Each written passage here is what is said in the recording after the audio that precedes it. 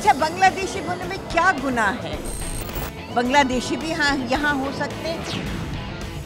एक कयामत है मुसलमानों पे, ये एक कत्ले आम है। সায়েদা হামিদৰ মন্তব্য জোকাৰিছে ৰাজ্য। ৰাজনৈতিক অৰাজনৈতিক পৰ্যায়ত ব্যাপক প্ৰতিক্ৰিয়া। অসম নাগৰিক সন্মিলনৰ দ্বাৰা গুৱাহাটীত দেওবাৰে আয়োজিত সভাত অংশ লৈছিল পৰিকল্পনা আয়োগৰ প্ৰাক্তন সদস্য সায়েদা হামিদে।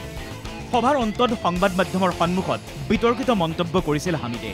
তেওঁৰ মতে অসমত মুছলমান চৰকাৰৰ লক্ষ্য হৈ পৰিছে। বিপদত পৰিছে অসমৰ মুছলমান। जो हालत है आसाम की, वो तो समझिए मुसलमानों पे क़यामत टूट रही है और मुसलमान टारगेट हो रहे हैं। और हमको मुसलमानों के, हम जो दिल्ली में रहते हैं, हमारा दिल, हमारा जिगर सब इस वक्त यहाँ मुसलमानों का जो हाल हो रहा है और उनको बांग्लादेशी। তদুপৰি অসমৰ জ্বলন্ত অবৈধ বাংলাদেশী সমস্যা সন্দৰ্ভত মন্তব্য কৰে সায়েদা হামিদে।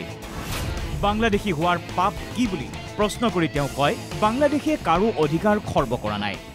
और अच्छा, बांग्लादेशी होने में क्या गुनाह है? अरे भाई, बांग्लादेशी भी तो इंसान है। अरे दुनिया इतनी बड़ी है, बांग्लादेशी भी यहाँ हो सकते हैं। किसी का राइट डिप्राइव तो नहीं कर रहे।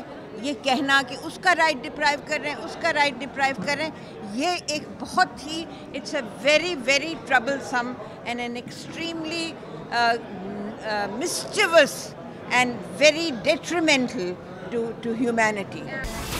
আল্লাহ সৃষ্টি কৰা এই পৃথিৱীত সকলোৰে অধিকাৰ আছে বুলিও কয় তেওঁ। দিল্লীত থাকিলেও উচ্ছেদৰ পৰিপ্ৰেক্ষিতত তেওঁৰ হৃদয় অসমৰ বিপদগ্ৰস্ত মুছলমানৰ কাষত আছে বুলি মন্তব্য কৰে হামিদে।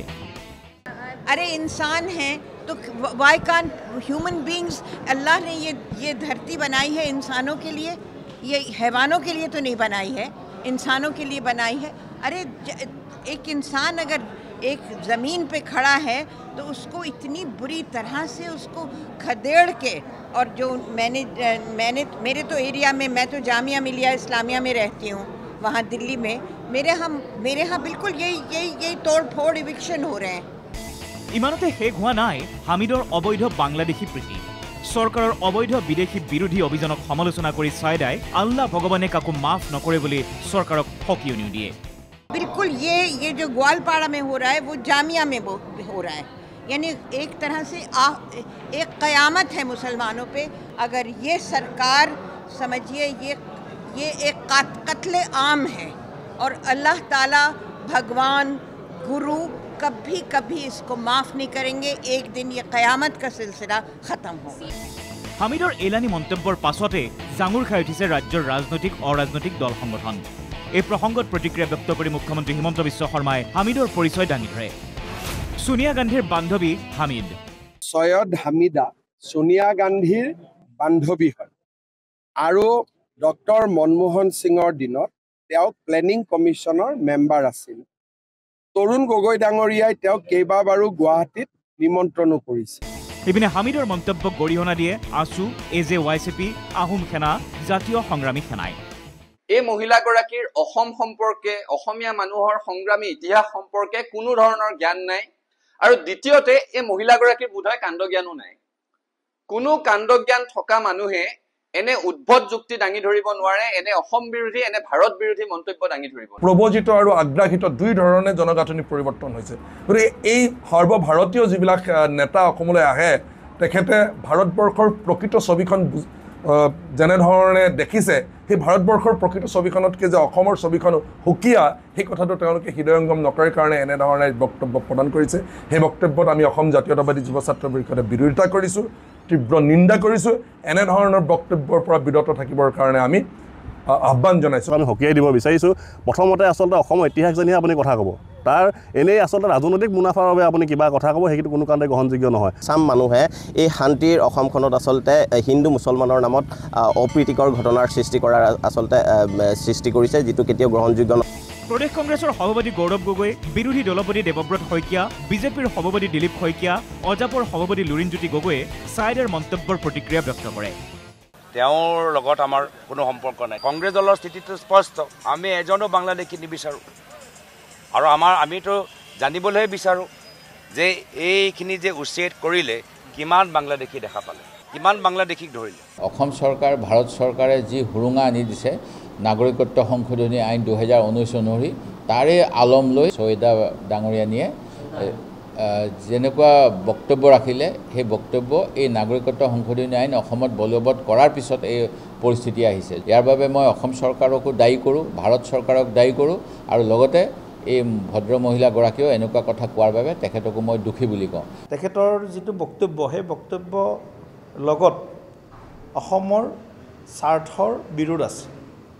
সেইকাৰণে তেখেতৰ বক্তব্যক আমি খণ্ডন কৰিছোঁ আৰু তেখেতসকলৰ যিটো ব্লুপ্ৰিণ্ট আছে অসমৰ জনগণে এই কথাটো উপলব্ধি কৰাৰ সময় সমাগত। যোনেই নকক লাগিলে বিদেশীৰ নাম কৰ্তন কৰিব লাগিব, বহিষ্কাৰ কৰিব লাগিব। আমি এই ইছ্যুত কেতিয়াও কোনো কথাত কাৰো লগত কম্প্ৰমাইজ নকৰোঁ। বিদেশীক পৃষ্ঠপোষকতা কৰা কোনো মানুহে XYZ যোনে নহওক বিদেশীক অসমত ৰাখিবলৈ অধিকাৰ দিবলৈ লোৱা কোনো ষড়যন্ত্ৰ লক্ষ্য উদ্দেশ্যৰ আমি দুৰ্ঘৰ বিৰোধী কোনো কাৰণতে হ'বলৈ নিদিওঁ।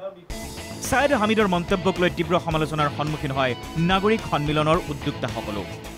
মুখ্যমন্ত্ৰী, বিজেপি, আসু, AJYCPয়ে চোকা ভাষাৰে সমালোচনা কৰে নাগৰিক সন্মিলনী আৰু নেতৃত্বক। গুৱাহাটীত দুদিন ইয়াত থাকে, দুদিন আমেৰিকাত থাকে। তেওঁতো মেক্সিমাম সময় আমেৰিকাত থাকে। দুদিনমান গুৱাহাটীত আহে আৰু গুৱাহাটীখন জ্বলাই থৈ যাব খোজে। কিন্তু আজিকালি মানুহে বুজিছে, ইমান গুৰুত্ব নিদিয়ে। এওঁলোকে ভাবে যে এওঁলোকেই অসমৰ ভৱিষ্যত ত্ৰাণকৰ্তা হৈ থাকিব। এতিয়া আমি কিছুদিন আগত গম পাইছোঁ যে অসমীয়া ভাষা নিলিখোঁ বুলিও হুংকাৰ দিছে। তেতিয়া এওঁলোকৰ মুখবিলাক বন্ধ, এওঁলোকৰ ষ্টেটমেণ্ট নাপায়। নাগৰিক সমাজখনৰ তেতিয়া মুখত তালা লগাই থৈ দিয়া হয়। হৰে কৃষ্ণ ডেকা যদি সঁচাকৈ অসমীয়া, সঁচাকৈ যদি তেওঁৰ গাত অসমীয়াত্ব আছে, নিশ্চিতভাৱে এনেকুৱা কথাবিলাকত তেওঁৰ মন্তব্য স্পষ্টভাৱে প্ৰকাশ পাব লাগে। অজিত ভূঞাৰ নিচিনা ব্যক্তিক মানি ল'ব নোৱাৰোঁ। তেওঁ অসমীয়াৰ তেজ আছেনে নাই মোৰ কিন্তু এটা প্ৰশ্ন। আৰু যদি অসমীয়াৰ তেজ থাকিলে হয় তেওঁ এই কথাটো সমৰ্থন কেতিয়াও নকৰিলে। এনেকুৱা বিজতৰীয়া মানসিকতাৰ মানুহ অসমলৈ মাতি আনি অসমৰ সামাজিক বাতাবৰণটো বিনষ্ট নকৰিবলৈ এনেকুৱা অনুষ্ঠানৰ উদ্যোক্তাসকলকো সকীয়াই দিছো। অসমৰ কোনো হিন্দু, কোনো মুছলমানে অবৈধ বাংলাদেশী অসমত থকাটো নিবিচাৰে। গতিকে অবৈধ বাংলাদেশীৰ এনে ৰক্ষকক বাহিৰৰ পৰা আমদানি কৰি আনি অসমৰ পৰিৱেশ বিনষ্ট নকৰিবলৈ এনে উদ্যোক্তাসকলক সকীয়াই দিছো। তেখেতলোকৰ গাত যিমান দায়ী বা দুখ, আমাৰ যিসকল ব্যক্তিয়ে অসমলৈকে তেওঁলোকক আমন্ত্ৰণ কৰি আনিছিলে, ক'ৰবাত নহয় ক'ৰবাত তেখেতসকলো দুখী বা দায়ী।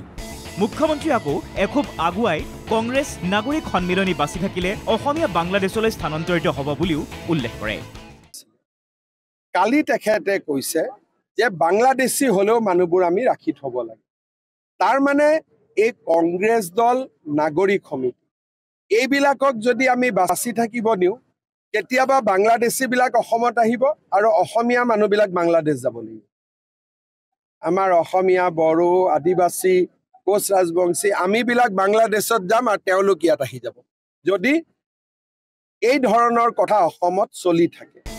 এনে তীব্ৰ প্ৰতিক্ৰিয়াৰ মাজত উত্থাপন হোৱা প্ৰশ্নটো হ'ল ছায়েদ হামিদৰ মন্তব্যই ৰাজনৈতিকভাৱে কাক লাভান্বিত কৰিলে। নাগৰিক সন্মিলনীয়ে প্ৰকৃততে ৰাজ্যৰ ৰাজনীতিত কাৰ হৈ কাম কৰিছে, যাৰ বাবে এনে বিতৰ্কিত লোকক দেশৰ সাম্প্ৰতিক পৰিস্থিতি আৰু অসম সম্পৰ্কীয় আলোচনাৰ বাবে ছায়েদ হামিদৰ দৰে লোকক আমন্ত্ৰণ কৰি আনিলে। Bureau' report, NKTV+।